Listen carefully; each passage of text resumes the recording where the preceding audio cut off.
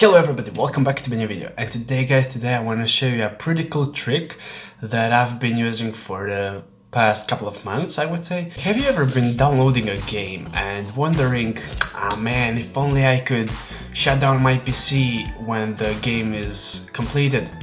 So basically you can. There is a way. I was using this tip for my rendering because rendering is taking for about 2 hours.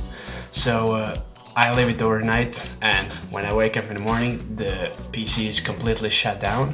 And today I want to show you the trick, and let's go. First things first, you need to have run. Run is a command which you can download on Google. Basically you Google run command download and you can type in whichever Windows you're using. So you have here to download it, or this one, or whichever, they're free. So this is like an add-on on your Windows. So basically let's run it. I already have it installed, so let's run it.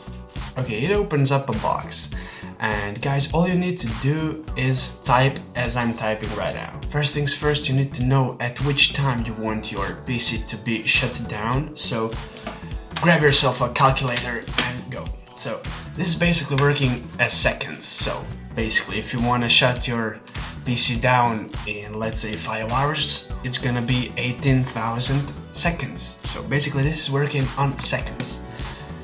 Let's go. Shut down, S and T. And now you can put whichever amount of seconds you want. So let's assume that the game will be finished downloading in about 2 hours. And you're feeling really tired and you just want to go to sleep, and all you need to do is insert 7,200. It is 2 hours in seconds. Basically all you need to do is press OK.